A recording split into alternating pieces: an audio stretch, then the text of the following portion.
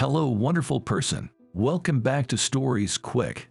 Today, I will talk about a crime horror mystery film from 2020 titled The Call. Now sit back, relax, and enjoy. The movie begins with 28-year-old Cyan returning from the city to visit her ailing mother, Uni, in the village's hospital. On her way to her mother's old house, Cyan notices that she has left her phone on the train.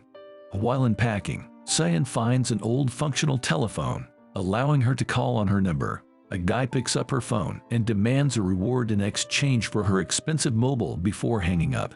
Cyan tries the number repeatedly, but the bell's not going this time. After some time, while trying to reach out to her phone using a website, she gets a random call from a girl who claims that her mother is insane. Learning that she has called Cyan instead of her friend, the girl hangs up the phone. Later, Cyan visits the doctor and learns that her mother will undergo complicated surgery for tumor removal, but for this, Cyan has to take her to a specialist. Already stressed out about the whole situation, Cyan gets even more irritated when Uni instructs her to prep for her burial. When Cyan learns that her mother wants to get buried beside her father, Mr. Kim, she gets enraged and responds that she doesn't deserve this. Cyan thinks that it is her mother's negligence that her father died in 1999 due to the stove's gas explosion.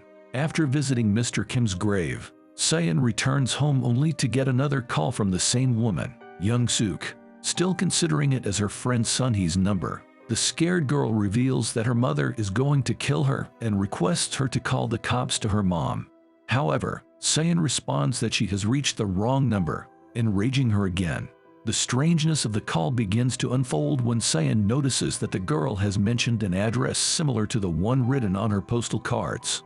While asleep at night, she hears a glass cracking sound, compelling her to look around the house. Finding that it was just a picture frame, Cyan tries to re-nail it, only to find a whole other space on the other side of the wall. After knocking down the wall, she heads downstairs and notices a cardboard box having a journal and other old objects inside. The journal was written in 1999 by a young girl who says her mother has set her on fire.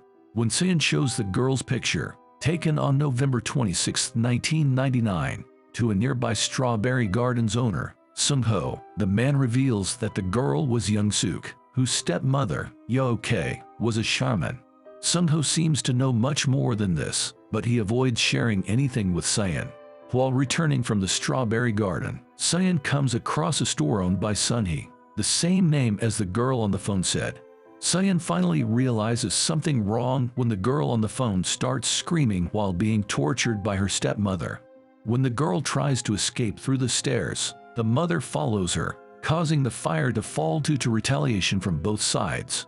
Surprisingly, as the stairs burn, the other stairs from Cyan's house begin to emit steam, revealing some sort of connection between the two realities.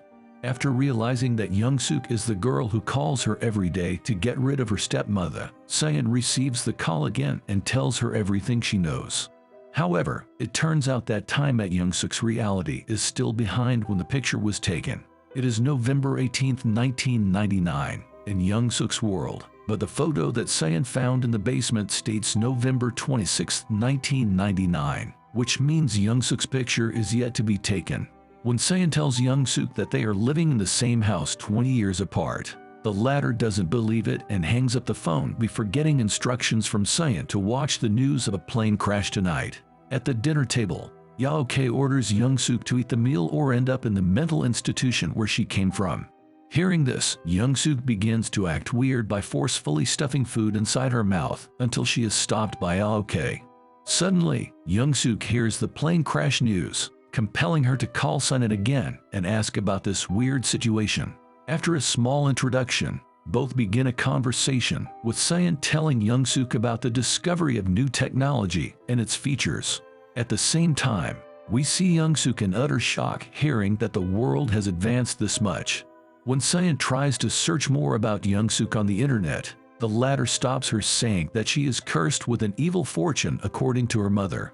Young Suk continues how her stepmother locks her up at home and doesn't let her see anyone considering that she is born with a brutal, atrocious fate. On the other hand, we learn that Miss Yo-K is moving out with Young Suk and is putting the house up for sale. Mr. Kim and his family, including young Seon, visit the place aiming to buy it due to its vast area and natural surroundings. As the family is taking a look inside the house, Young-suk hears Seon's name, making her think the little kid is the same girl she talks with daily over the phone. During their previous call, Seon had mentioned how her father had died and that she missed him a lot. Finding the opportunity, Young-suk calls Seon and lets her listen to her deceased father's voice. Hearing the voice of her father after a long time, Seon cannot control her tears. Young-suk comforts her by saying that maybe she can bring her father back to life by changing the event that caused his death. On November 27, 1999, Mr. Kim's date of death, Young-suk sneaks out of the house and takes the bus, while we see little Seon watching TV with her mother. When Yoongi leaves home for grocery shopping, Young-suk grabs the hidden keys and unlocks the door. On the other hand, Seon's reality changes as her scars fade away. Her appearance changes, and her home turns into an earthly paradise. In utter confusion, Seon heads outside, where she witnesses her parents working in their garden. Seon never thought in a million years that she would be able to see her father again. After embracing her father, Seon returns to her room and thanks Young-suk for bringing her father back. The two continue to talk to each other, but soon things begin to get worse when Seon stops picking Young-suk's calls. As Seon is busy spending time with her parents and living the happy life she always wanted, Young-suk starts to feel left out, causing her to get mad at Seon. One day, Young-suk calls again and starts to laugh maniacally until she is interrupted by her mother. Yoo-ok grabs the phone and threatens Seon not to call again, or she will face severe consequences. Being a shaman, Yoo-ok takes her daughter to a separate room and begins to carry out an exorcism on her. Using her powers, Yoo-ok can see that Young-suk will become a cold-blooded serial killer in the future, which is why she has been keeping her away from people as much as possible. On the other hand, Seon decides to search on the internet about Yoo-ok, aiming to find anything that can help her save Young-suk from getting tortured. After much research, Seon finally finds on the internet that Yoo-ok killed Young-suk to cure her mental illness forever. Reading about this terrible incident, Seon desperately waits for Young-suk's call in her room. When the phone rings, Seon immediately picks up and informs her that she is going to die tonight. At night, Yoo-ok enters Young-suk's room with a knife and stabs her repeatedly until she learns it is just a pile of pillows set by her daughter. Enraged, Young-suk appears behind the door and takes out a fire extinguisher to knock her mother unconscious before stabbing her to death. This is only the start of bloodshed that no one stop. After killing her mother, Young-suk heads outside to witness the world she was restricted from seeing. On the other hand, Singho arrives at Mr. Kim's home to deliver packs of strawberries, after which he is invited by the family to join them at lunch. When young Sungho knocks at Yook's door, he is startled to see Young-suk in a colorful dress that he never saw her wearing. Excited about her new life, Young-suk invites the strawberry man and instructs him to stay so she can show him her shopping. When Young-suk heads inside to change clothes, Seonho opens the fridge to place the strawberries, only to find stinky garbage bags full of human body parts. It is evident what a serial killer will do if she finds out that her secret has been revealed. When Seon returns to the table, she is confused to see that the strawberry farmer is not around. After witnessing Sungho's torn-apart farm, Seon visits a nearby police station and asks them about the farmer. An old police officer responds by asking why Seon has been looking for someone dead for 20 years. When the cop takes out the case file, Seon is shocked to learn that Young-suk tortured and killed the farmer years ago. Although police visited Young-suk's house for investigation, they couldn't find anything suspicious except Yook's disappearance. Seon approaches store owner Sunhee and asks her about Young-suk. Sunhee unfolds that if it weren't for Yoo-ok, she would be dead now, revealing that Young-suk had a severe mental illness that she couldn't even hesitate to harm her best friend. Returning home, Seon calls Young-suk, who denies all the allegations about her mother and the strawberry farmer's murder. When Seon informs her that she will be given a life sentence in prison, according to the news, Young-suk gets infuriated and screams that she doesn't want to rot in jail for the rest of her life. Now, Young-suk wants Seon to find out what kind of evidence the police found against her. When Seon refuses to help her before hanging up the phone, Young-suk explodes in anger, aiming to take revenge on innocent Sayan. Meanwhile, when Young-suk is approached by Mr. Kim and Young Sayan regarding the house, she invites them inside only to show them her impure intentions. As Young-suk kills Mr. Kim, Sayan's reality begins to shatter, leaving her alone on the road. Little Sayan is scared after seeing her dad's death, but Young-suk tells her that it is her fault for not picking up the phone. At present, Sayan returns to her abandoned home, where she finds nothing but a message that says pick up the phone written on the floor. Suddenly, the phone rings. It is Young-suk who has strapped Young Sayan to a chair as leverage to extract information from older Sayan. With no option left, Sayan has to do what Young-suk or otherwise, the consequences won't be pleasing. While Sayan uses the internet to learn about Young-suk's arrest, we see the latter mopping the floor to remove the traces of Mr. Kim's death. After searching for a while, Sayan informs Young-suk that the police will find her knife covered in blood and fingerprints from a junk collector. Instead of telling Young-suk the original location of the junk collector, Sayan gives her the direction of a greenhouse that is about to explode due to electric sparks. As suggested, Young-suk approaches the greenhouse and waits for the older man to come. Hearing some noise, Sayan heads outside only to find that it is not the junk collector, but some puppies who have created a disturbance. Before she can return to the building, the gas cylinders explode, but somehow Young-suk manages to survive the deadly blast. Covered in blood, Young-suk returns home and pours hot water on little Sayan, causing the older one to feel the same pain and scars. Before Miss Uni can arrive looking for her husband, Young-suk unfolds that it was not the mother who switched on the stove. It turns out that when Uni left the house, Sayan got inspired by a cartoon, making her turn on the gas and causing the explosion.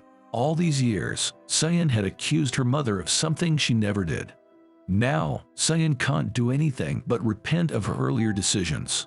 Before she loses her mother too, Sayan runs towards the police station, breaks the window, and finds the junk collector's location, sending Young-suk in the correct direction this time. On the other hand, Uni arrives at the police station and tells the cops about the disappearance of her husband and daughter. As the cop writes the missing report, Sayan notices words appearing on the case notebook. However, all other proof regarding Young-suk being a serial killer begins to fade away when she finds the knife and burns it, eliminating her last threat to get caught. When the fire completely burns down the knife, Sayan's reality changes again, turning her house into living Young-suk's place full of fridges and human body parts. After running away into the woods, Sayan rereads the diary, which states how Uni used a cordless phone to contact her husband. To save her mother's life, Sayan returns to the house, aiming to find the phone to communicate with her mother. Suddenly, the doorbell rings, after which Young-suk leaves the house, allowing Sayan to look for the phone. On the other hand, Uni and the police officer investigate Young-suk's house after finding the little girl's bow on the ground. However, after examining every room, the duo couldn't find anything. Suddenly, Uni gets the idea to call her husband to see if he is there. Meanwhile, Sayan has found the phone, allowing her to connect with her mother just when the latter calls her husband with the mystic cordless phone. Without wasting time, Sayan instructs her mother to leave the house before getting knocked down by the present-day Young-suk. Before Uni can do anything about it, she witnesses the cop brutally killed by the psychopath. On the other hand, after regaining consciousness, Sayan engages in a fight with Young-suk and finally manages to hide in a room after knocking her down. Uni has also dodged the serial killer and is now in a room where she can only use a fire extinguisher as a weapon. On Sayan's instruction, the mother grabs the cylinder but is unable to do anything as young Sayan is outside the room all covered in blood. After luring Uni outside, Young-suk attacks her, knocking her down. The other Young-suk has broken the door, but before she can kill today's Sayan, Uni gets up and assaults her, causing both to fall from the height. Sayan's reality changes as Young-suk dies, allowing Sayan to check the hospital to see if her mom is still alive. When she cannot find her there, she heads to the graveyard, where she sees her father's grave. Suddenly, Sayan is approached by Uni, who is entirely healthy and has a great relationship with her daughter because the gas explosion never happened in the changed past. The movie ends with Se-in valuing her mother again, while we see Young-suk from the past regaining her consciousness after being thrown from the height. That was all from the video. I hope you like it. Subscribe for more content like this, and hit the like button to help us out. Also, leave a comment if you want us to recap your favorite movie. Until next time, take care.